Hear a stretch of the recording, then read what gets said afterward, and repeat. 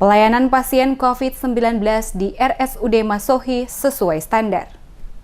Menyikapi curhat salah satu pasien COVID-19 lewat media sosial bahwa pelayanan pada RSUD Masohi kurang maksimal saat dirinya menjalani masa isolasi di RSUD Masohi, ditanggapi langsung oleh Direktur RSUD Masohi Ursula Surjastuti bersama dengan Ketua Tim Gugus Tugas Penanganan COVID-19 Maluku Tengah yang secara tegas membantah hal tersebut. Saat digelarnya jumpa pers dengan sejumlah wartawan pada Kamis 28 Mei 2020, Direktur RSUD Masohi Ursula Surjastuti menjelaskan bahwa seluruh pasien yang menjalani perawatan COVID-19 diperlakukan sama dan tidak ada unsur pembiaran yang sengaja dilakukan oleh pihak rumah sakit termasuk tim gugus tugas COVID-19 Maluku Tengah. Namun dirinya mengakui bahwa khusus untuk pasien yang telah dinyatakan positif berdasarkan hasil rapid test maupun PCR, maka diberikan ruangan khusus dan terpisah dari pasien lainnya. Dijelaskannya, pasien berinisial BKT telah menjalani pemeriksaan tes PCR dan hasilnya positif. Dikatakannya pada 17 Mei, pasien berinisial BKT menjalani tes PCR pertama dan kedua hasil yang didapat positif. Selanjutnya, tim kembali melakukan tes PCR ketiga dan keempat dan hasilnya keluar pada 27 Mei juga dinyatakan positif. Oleh karena itu, apa yang disampaikan oleh pasien berinisial BKT yang diunggah ke media sosial melalui akun AZT adalah tidak benar. Menurut Ursula Surjastuti, pasien berinisial BKT pernah ditemukan keluar pada malam hari. Untuk itu, maka pihaknya saat ini telah menempatkan petugas polisi Pamong Praja untuk menjaga agar yang bersangkutan tidak keluar ruangan lagi karena dapat membahayakan orang lain.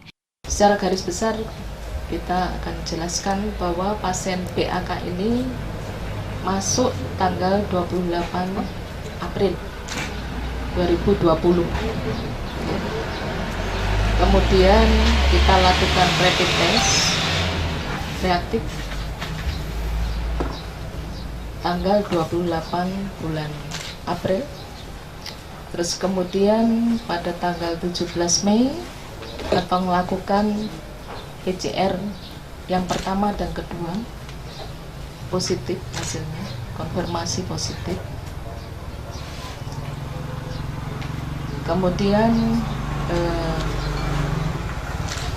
sama dokter spesialis penyakit dalam sudah dilakukan perawatan sesuai dengan prosedur standar operasional prosedur yang ada.